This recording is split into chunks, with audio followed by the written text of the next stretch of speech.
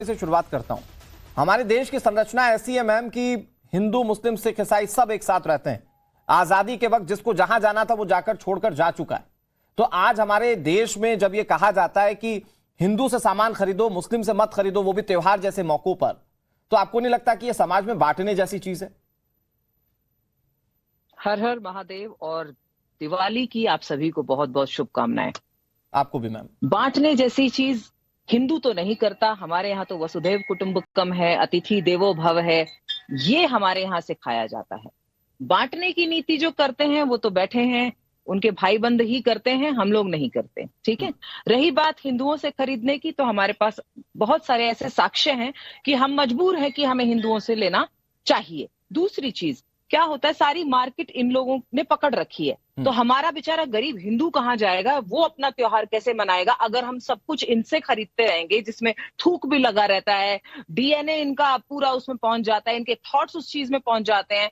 हमें नहीं चाहिए। हम अपने भाइयों को, अपने हिंदू भाई बहनों को त्योहार मनाने हम चाहते हैं कि वो त्योहार मनाए, इसीलिए हम उनसे खरीदना चाहते हैं। और हमें पता है, इतना हमें विश्वास है, हमारे हिंदू भाई बहन है जो है वो थूक नहीं लगाएंगे कम से कम किसी चीज में।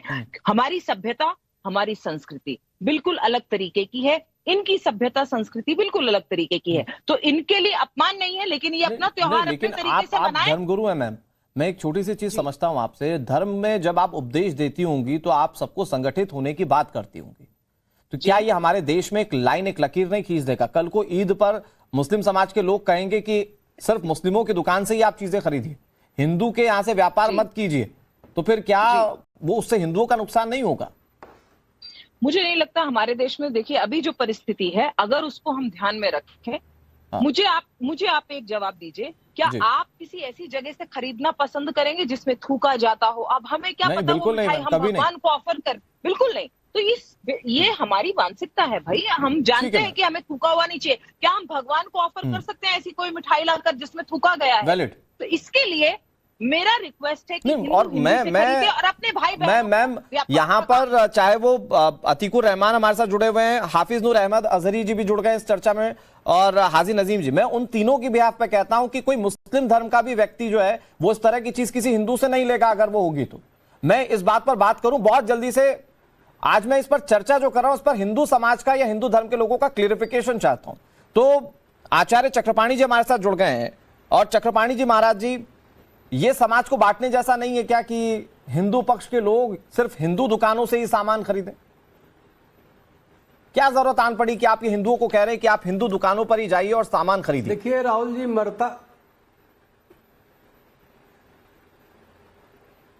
देखिए एक कहावत है कि मरता क्या नहीं करता। सवाल इस बात का है कि इसके जिम्मेदार है कौन। आज तक ऐसा क्यों नहीं हुआ? क्योंकि सोशल मीडिया का जब जमाना आ गया और अनेक वीडियो के माध्यम से सोशल मीडिया पे लोगों ने जब देखा अपने आंखों से कि कोई थूक लगा रहा है, कोई पेशाब करके गुलगप्पे खिला रहा है कोई जिहादी, तो इस तरह से, और उसके बावजूद भी सबसे बड़ा आश्चर्य की बात है, यहाँ पे 3 इस्लामिक स्कॉलर बैठे हैं, कोई भी मुस्लिम बड़ी संस्थाओं ने उनके खिलाफ ये फतवा नहीं जारी किया, फतवा जारी नहीं किया कि भाई ये इस्लाम से ऐसे लोगों को खारिज किया जाए या गैर इस्लामी के बातें हैं इस तरह से करना, किसी ने नहीं किया। तो जब नहीं किया तो हिंदू तो अपने या सनातनी अपने धर्म की रक्षा तो करेंगे ना भाई। ये कहाँ की बात है कि हमारी धर्म को आप जो है बार बार जो है आप हमारे अपवित्र करते रहो, हमारी जो आस्था है उससे खिलवाड़ करते रहो, और हम जो है उसको स्वीकार करते रहे सेकुलर के नाम पे और भाईचारा के नाम पे, हम आपको भाई कहते रहे, आप मुझे चारे की तरह चबाते रहो, तो ये नहीं हो सकता। क्योंकि हम उस विचार के हैं जो वसुधैव कुटुंबकम की बात करता, हम तो पूरे विश्व की परिवार मानते हैं। हमारे यहाँ तो नफरत का लेस मात्र भी स्थान नहीं है। जब देश की बंटवारा 14 को 1947 को हुई तो जिन्ना ने यही कहा था कि भाई हमारे महाराज जी, आप चूंकि इसको आप कह रहे हैं कि नफरत की कोई जगह नहीं है हमारे धर्म में, हमारे समाज में, तो क्या ये कटुता लेकर नहीं आएगा हमारे समाज में, मुस्लिम समाज के लोगों के बीच जो आपके बीच में सामान बेचकर अपने घर की रोजी रोटी चलाते हैं, उन मुस्लिम भाइयों के मन में ये क्या फैसला कटुता लेकर नहीं आएगा? नहीं, ये तो नहीं, ये तो जो कट्टरपंथी हैं, जो थूक लगाते हैं, जो पेशाब करते हैं, वो सोचे, इस्लामिक बड़ी संस्थाएं सोचे कि अब तक फतवा जारी उनके खिलाफ क्यों नहीं किया। ये तो हमें तो अपना धर्म बचाना है ना भाई। ये क्या मतलब है आप जबरदस्ती करें कि जी हम अपनी पैसा उन्हीं पे ले जाके खर्च करें, उनका थूका हुआ हम प्रसाद चढ़ाएं? ये कहाँ का है भाई? ये तो अधर्म है, इससे बड़ा धर्म कुछ नहीं हो सकता। साध्वी जी अभी जो बैठी हैं, जो बोल रही थी, बिल्कुल अक्षर सही बात है। सवाल इस बात का हमें अपनी रक्षा करना पड़ेगा। और ओके सर, मैं मुस्लिमों को दोनों हिंदू धर्म से जुड़े हुए लोगों ने इस पर अपनी बातें कह दी। तो अब समाज के सौहार्द की बात जब होगी या हिंदू मुस्लिम एकता की बात होगी तो इन्हीं सवालों में से, इन्हीं जवाबों में से सवाल का जवाब जो है वो ढूंढा जाएगा। ओके, मैं आप दोनों के पास फिर आऊंगा। मैं अतीकुर रहमान जी, अब मैं आपके पास आता हूं। अतीकुर रहमान जी, हिंदू पक्ष जो कह रहा है वो क्या गलत है? क्या हम हमारे देवी देवताओं को कल दिवाली का त्योहार मनाएंगे, उसके बाद छठ पूजा जो सिर्फ शुद्धता के हिसाब से ही मनाया जाता है, क्या उसमें थूक लगी हुई रोटी, थूक लगा हुआ सामान, पेशाब किया हुआ फल, क्या हम अपने भगवान को, देवी देवताओं को चढ़ाएं? जो हिंदू संगठन जो चिंता जाहिर कर रहे हैं, उस चिंता को लेकर आप क्या सोचते हैं?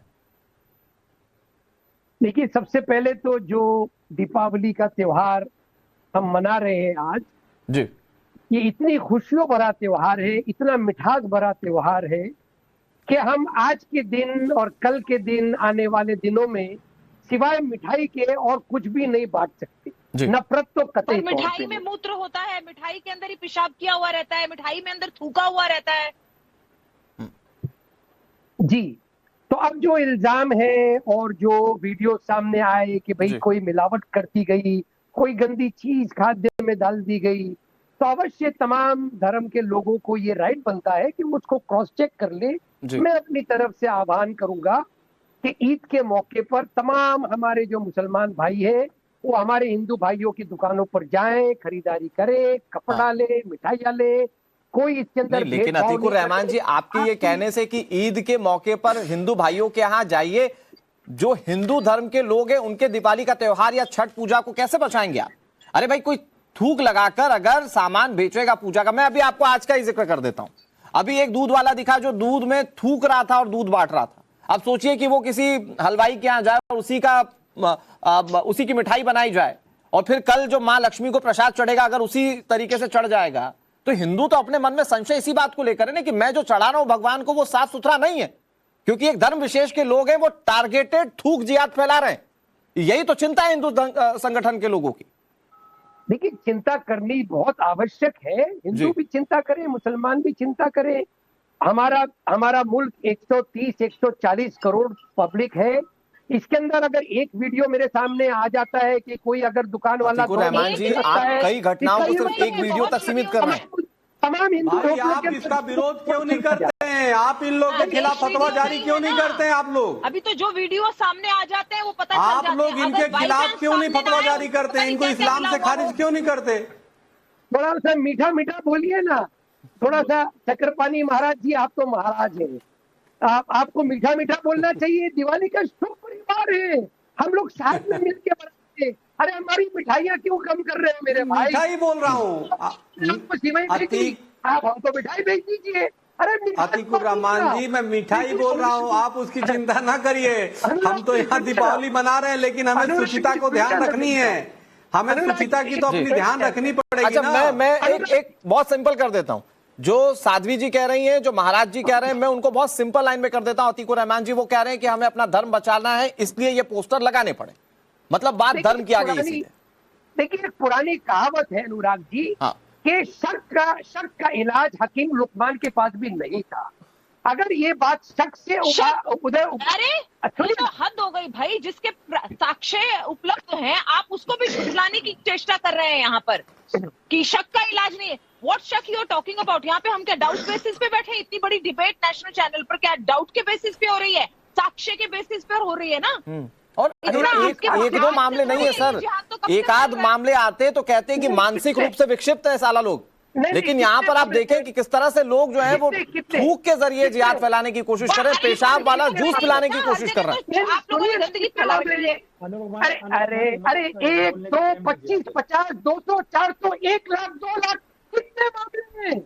अरे 20 करोड़ मुसलमान क्या ये काम कर रहा है? देखिए ऐसा है, ये है आप शक की इतना बुनियाद संख्या पे जिसका मत इलाज जाइए, लेकिन आप अभी ये संख्या पे मत जाइए कि कितने मामले हैं। आप ये बताइए कि आपके भाई बंधु ये सब गंदगी कर रहे हैं, हमें उनके यहाँ से सामान नहीं खरीदना, लपेट करके उनके सफाई पेश कर रहे हैं, इसकी करा रहे हैं, ये समझ में नहीं आ रहा है कि बड़ा दिलचस्प है। Okay okay Sadhvi